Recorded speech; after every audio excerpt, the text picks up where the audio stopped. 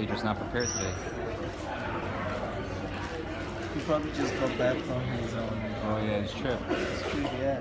Oh shit, he went to Ottawa. Oh, that's not a good spot right now. True, bro. Damn. True. Glad to be back, I guess.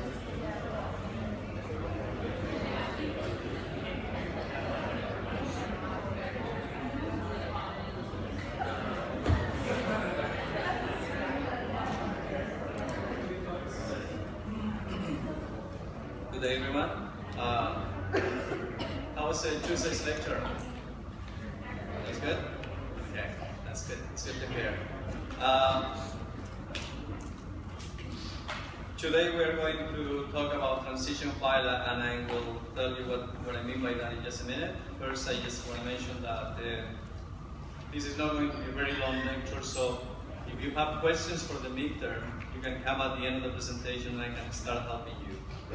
After that, you can come anytime from now on and just come to my office. If you want to make sure that I am there, just send me an email and I can tell you, yeah, I will be here from such time to such time, so you're sure that I am there. And you can always send also questions by email, and I will try to reply them as quick as I can. The main thing is I will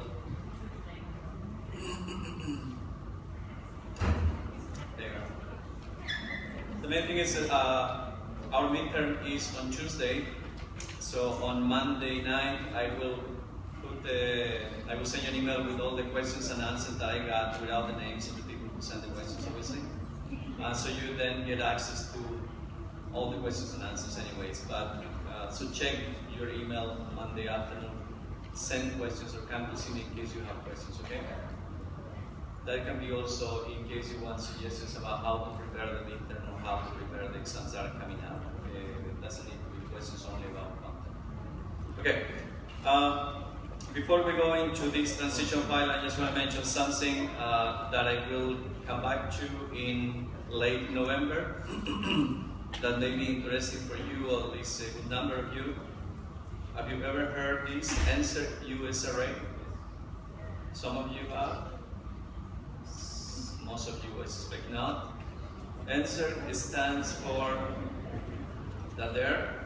stands by Natural Science and Engineering Research Council of Canada, and US Array stands for Undergrad Student Research Awards.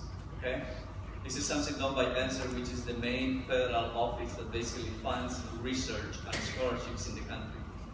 It's done every single year, and there is usually an announcement either in December or in January, so basically when we are done with this course. So that's why I usually mention it late in the semester, so I will mention it now and I will mention it again in November. This gives you the chance of actually getting a job for the summer, this coming summer, doing your own research project. Okay? There is some requirements, there is some format, some forms that need to be completed, but it's fairly simple, and it's basically you get the chance of doing research on your own with the supervision of somebody in biology, in chemistry, in physics, in any department here in the Faculty of Science or in the Faculty of Veterinary Medicine, in case you want to work there. Okay? It pays the usual rate that the students get in the summer, which is over $5,000. I don't know exactly the number for the course of between May and August, basically. And let you do things that other case you may not be able to do until you do an honors, for example, in case you're interested in doing an honors in 4 years. It's good for first, second, third, or 4-year students, and actually you can do it more than once if you want. The only catch is you need good marks to apply because it's very, very competitive. Okay? So keep those words that NSERC US array in mind. In a few weeks from now, I will give you more details, and you can anyways go to NSERC website. Just put NSERC in Google, and that will take you there. And look for the US array, and you can actually get all the details today if you want. It's not posted yet. It's usually posted in December or January, so there is absolutely no rush. But just find out about it because it may be a very good opportunity for you. Okay, if you are interested in this. You don't need to do this only if you're interested in doing research in the future. You can do that if you want to have the experience of doing research and then decide to go into medicine or vet college or pharmacy or whatever it is that you're looking for in the future. So it doesn't mean that you're going to be working in what is it the peak for the rest of your life. By no means it's that. Okay, so keep those two words or acronyms in mind, because it may open up a very, very good opportunity for you. Trust me, it's a very good program. It's a really, really worth program in case you're interested in this stuff. Okay, let's talk about transition Phyla. This is our usual tree. This lecture is not included in the midterm.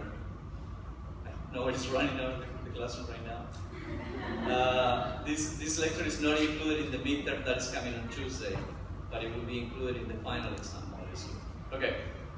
There is two groups of transitional phyla. We call them transitional phyla because we just could not put them into one of the main phyla. So these are kind of all over the place. One is located here, and I call it the near arthropoda group. That is not a real strict technical name, but it's a good way to basically describe it because it's somewhere in between annelids and arthropods. Okay? That is going to be our first transition group. The second group is located somewhere here in the middle, in between the reds and the blues. And that's going to be called the lophophorates. And we're going to be talking about that in a few slides ahead. Let me start by this one, which is the near arthropoda. Includes 4 different phyla. And the main characteristic of these things is that they share characteristics between with annelida and with arthropoda, but they are not annelidans and they are not arthropodans. I will try to set it up again, the image there, I don't know why it doesn't center properly. This will take just a second. It worked. There you go. These 4 phyla share some characteristics with annelids, the segmented worms, and also some characteristics with the arthropods, but clearly, this has to be very clear, they are not arthropods, they are not annelids. Okay? The other thing that I want to mention, these are the 3 main characteristics. They have cuticles that somehow resemble, that are kind of similar to the ones that you typically find in many different groups of arthropods. The second characteristic is that they have unjointed legs, which definitely shows you that they are not arthropods. Arthropods have jointed legs or appendages. These are unjointed, so in that sense they are closer to the annelids or the segmented worms. And finally, they have some degree of segmentation, but it's not the degree of segmentation that you actually find in the segmented worms, which is true metamerism. Okay? True metamerism. This is just kind of a partial segmentation level, as you're going to see in some of the pictures that I'm going to show you ahead. So, when we talk about this particular group of 4 phyla, these are the 3 characteristics that you need to know. Cuticle, unjointed legs, and some degree of segmentation. Is that clear? Should be clear. I'm going to show you very quickly those 4 phyla.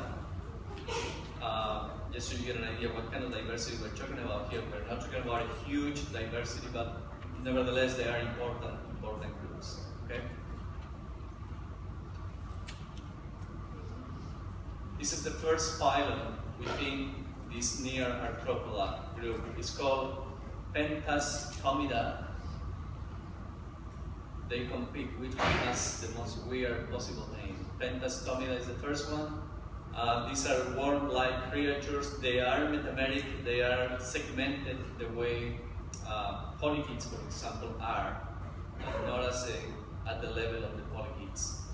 And they have a chitinous cuticle that basically resemble the cuticle that you find in most of the arthropods, insects, crustaceans, crabs, lobsters, and things like that, copepod. The only other thing that I'm going to mention about this, most of these organisms, most of the representative of this particular phylum are parasites of the lungs and the nasal, basically, surfaces of some reptiles. pentastomida. They are fairly small and they're very, they're not quite common, so it will be difficult if you actually see one of these if you are examining, for example, the nose of a reptile and trying to find out those.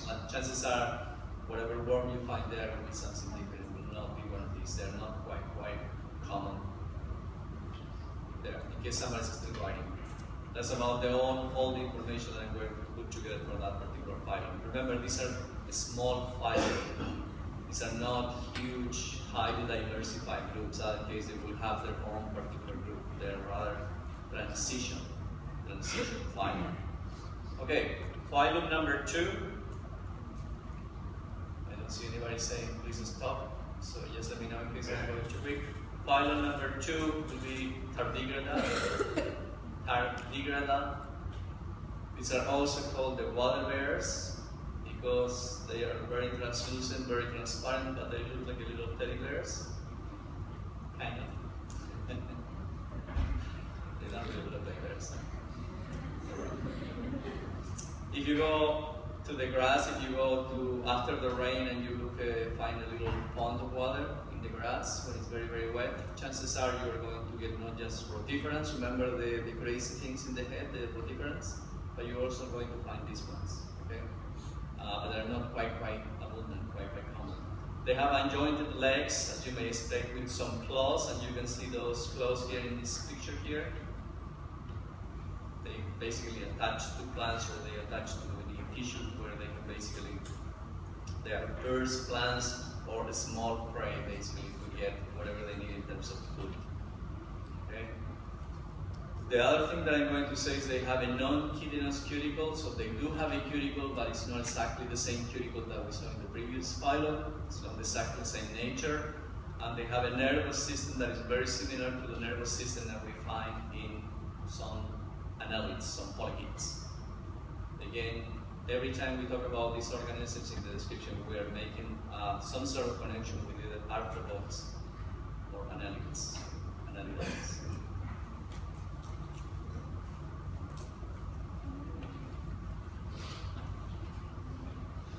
Good?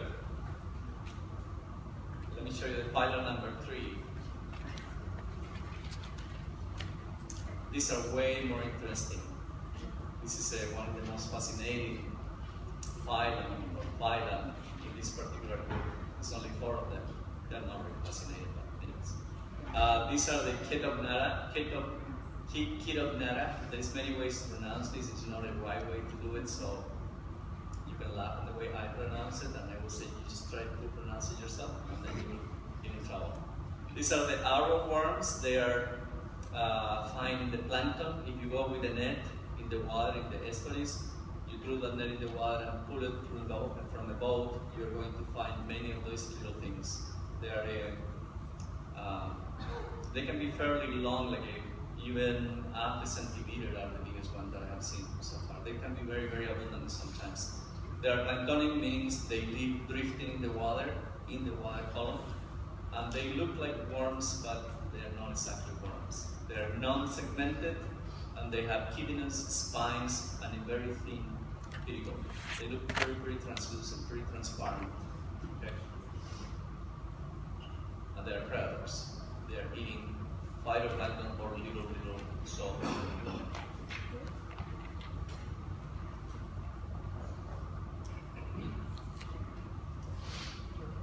Alright?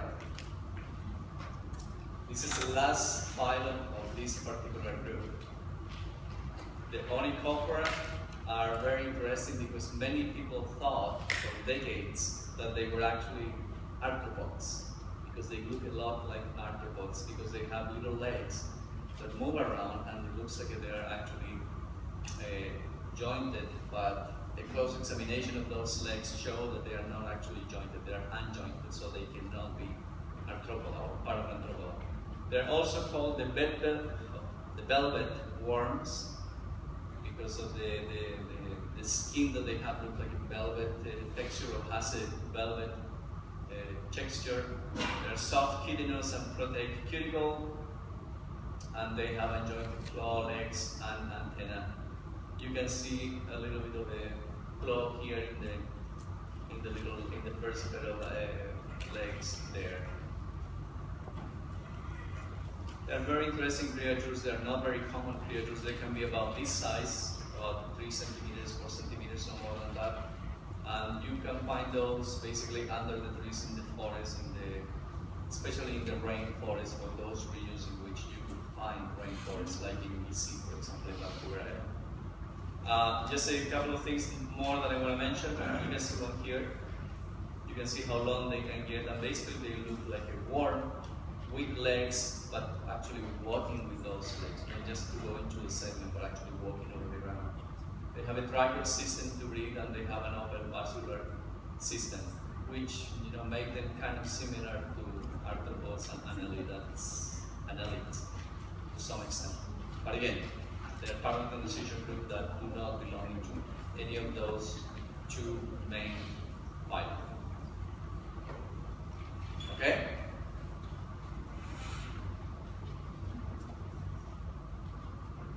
That's our first group of transition phyla. We're going to move on into the middle. These only have 3 phyla. And in general, I think people find these ones a bit more interesting, and they are actually more controversial. They're always in the news. They're not in the news. And they're called the Lophophorids. They are controversial because they are right in the middle here, so most people would like to see them with the protostomes or with the ectostomes, but instead they are kind of in the middle, and they do have characteristics of both. So they are basically the ones who create nightmares for the people working in systematics and taxonomy, because they don't know where to put them. And that's why they're in the middle. Okay. The Lophophorids are called like that because of one single structure, even when they have 3 characteristics that are very distinctive. But there's one structure that gives the name to this particular group. Is with features of deutero and protostomes, and that's what I just said. The feature that gives the name to this particular group is called the Lophophore. That's the one there. I hope nobody was still working in the previous one. Yes? Should I go back? There you go. Alright. Nobody else is working in this one? Okay. Okay. This is the structure that gives the name to, I have something there, the Lophophore. The Lophophore, this structure is shared by the 3 phyla, and it's actually what gives the name to this particular group. The Lophophore is a crown of hollow fluid-filled tentacles. The same tentacles that you find, for example, in annelids are actually solid tentacles. They are not hollow. These ones are hollow, and that's what makes the difference. So this little crown here that you see here, this is the Lophophore, and every single phylum in this particular group will have some form of Lophophore. And that's what they're called like that. They are usually ciliated structures, and they are covered by mucus, and that is simply to basically move the water around, filter the water, and retain whatever is useful in terms of food, because that's what filter feeders do, and these organisms do that, filter feed. There is 3 characteristics in common for these organisms. The presence of the Lophophore obviously is the first one, and that's why they're called that way. The second characteristic is they have a digestive tract, a digestive system that basically is U-shaped. And you can see that here. Here is the mouth, and go all the way down up to the anus. That U-shape is distinctive of this particular type of organisms. The 3 phyla have that. Finally, they have a xylem that is divided in 3 different pouches or 3 different little cavities. And that is also distinctive of this particular group. Okay? This is something that you need to remember, because that is key to understand the diversity of Lophophores or Lophophorids. Okay. Let me show you the 3 phyla. Oh, I will show you first something. There's a particular group of Lophophorids called bryozoans, and probably is the most common one because it's the one that you have seen. If you go and look into the surface of mussels, or in some boats, or in a wharf, for example, close to the water, you will sometimes notice little dots around associated with that, like a little colony, and you will feel that the texture is like a sandpaper texture. Those are bryozoans, which is one of the 3 phyla. Let me show you what they look like. This thing doesn't really have much sound, but I just want to show you how they.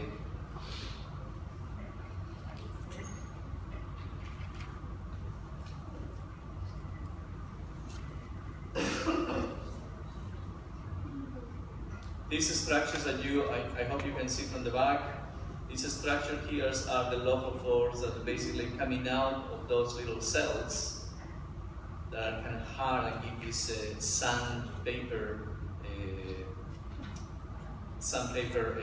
feeling when you pass your hand over. These structures coming out of those things are the lophophores. So basically what they are doing is coming out and doing this all the time. That's what they do all day long. It's very exciting. That's the video. Remember that is just one type of lophophore, it's the bryozoans, which I believe is the number 3 that I'm going to show you. Okay, this is the first one. Phoronida or Phoronids is a very small phylum, has only about 10 species, all marine species, and they are sessile, meaning they live in one spot, but they don't move, they're attached to the bottom, and they are filter feeders, and they filter feed using the lophophore. This structure at the top that looks like a crown is a lophophore. So even when it looks like a polychaete, one of those sedentary polychaetes is actually a lophophorate. The only other thing that I'm going to mention about this particular group is that they have a closed blood system and they have a part of nephridia. There is not much of a organ organization in this. They're not very advanced. They're very much like a polychaete or something like that. They don't go much farther than that. And again, the only distinctive thing that they have is this lophophore and the other 2 characteristics that this group has. Okay? There's not much more to say about this particular group, especially with that low diversity. The second phylum are 3. This one, the only peculiar thing about this, well, they have a lophophore, they have the 2 structures. They are also called the lamp shells with a dorsal and a ventral valve. Bivalves, like clams and mussels, have sides or valves like this, side by side. These are ventral and dorsal, ventral and dorsal. Okay, that's the difference. There's a difference in terms of orientation. They are attached to the substrate, not all of them, but some of them, with this long stalk here that looks like basically the base of a piece of seaweed or a kelp. That stalk is basically what attached to the bottom. But other than that, this is a shell of one of these brachiopods. They look very much like little plants. Okay, you really need to look into the anatomy to find out that they are not plants, but are easily deceiving. Okay, the last group of the lophophorates is the one called bryozoans. Oh, I should mention this. They have an open circulatory system and they have 1 or 2 pairs of nephridia.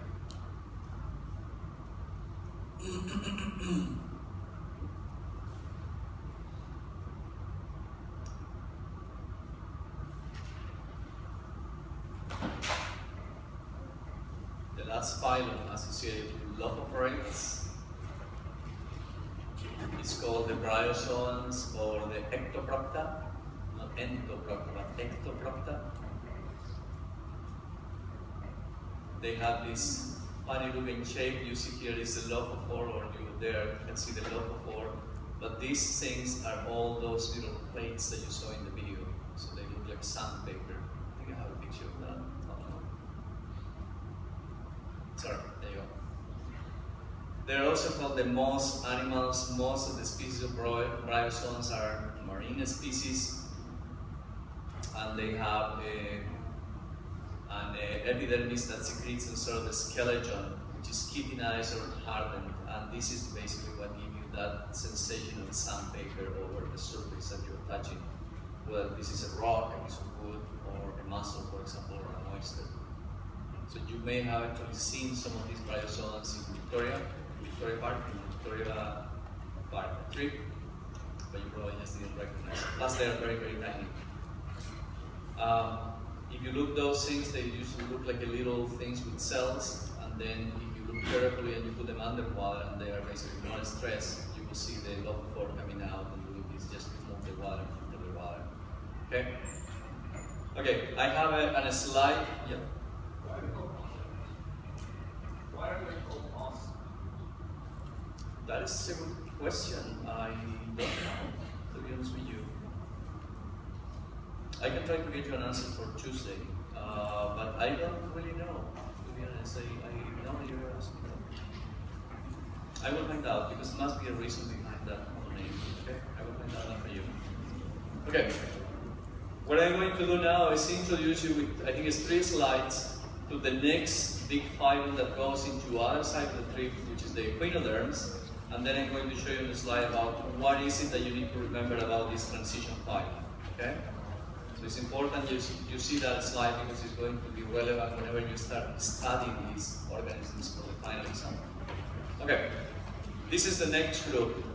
It's a very, very important group. It's way, way more diverse than the ones that we saw, the transition ones. And it's also important because you have a number of species that have relevance in terms of commercialization, in terms of the industry, and in terms of ecology as well.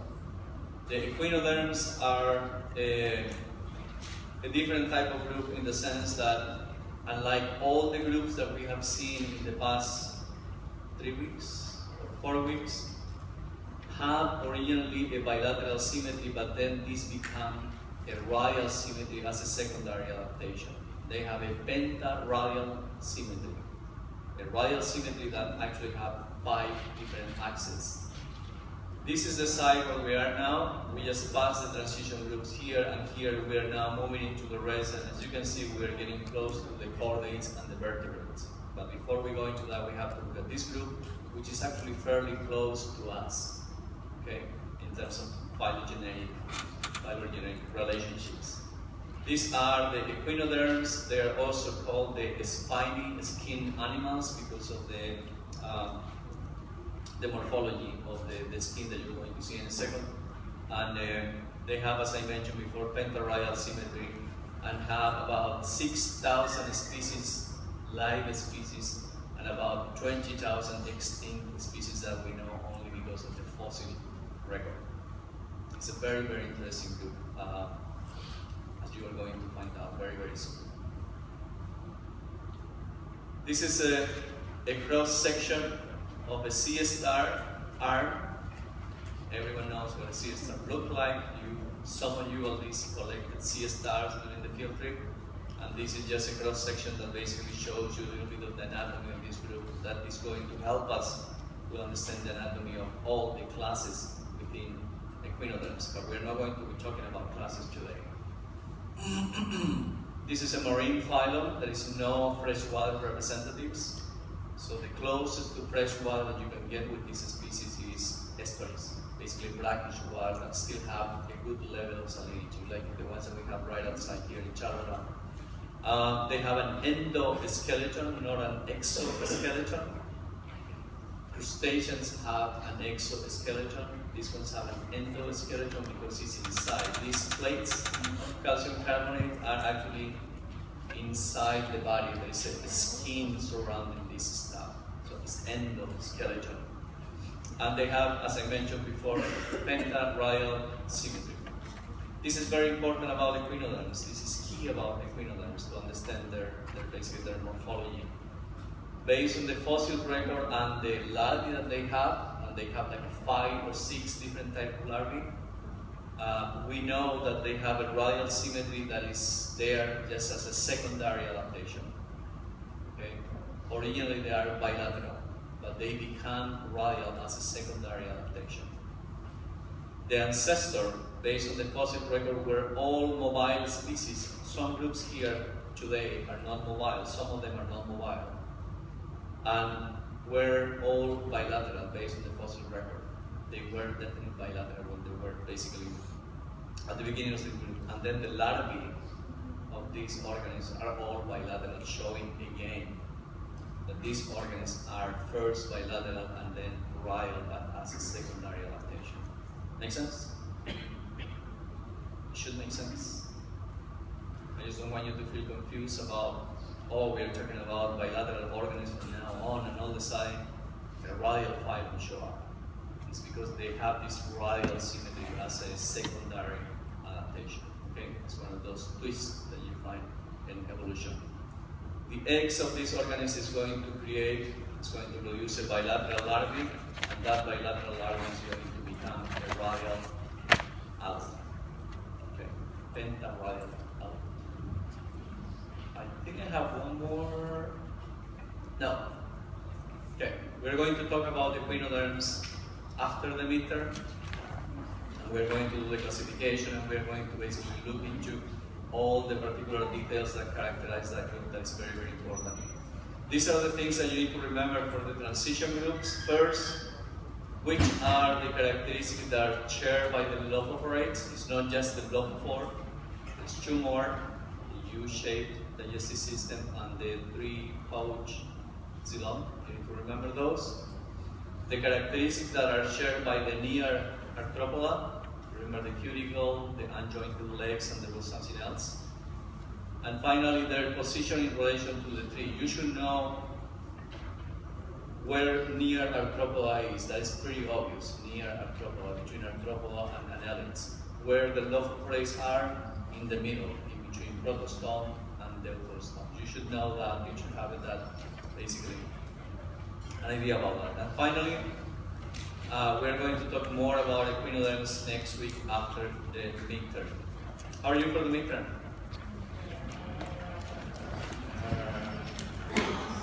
Okay, if you have questions, you can come now, or you can come to see me anytime or send me emails. Okay, we're done for today, but prepare your midterm.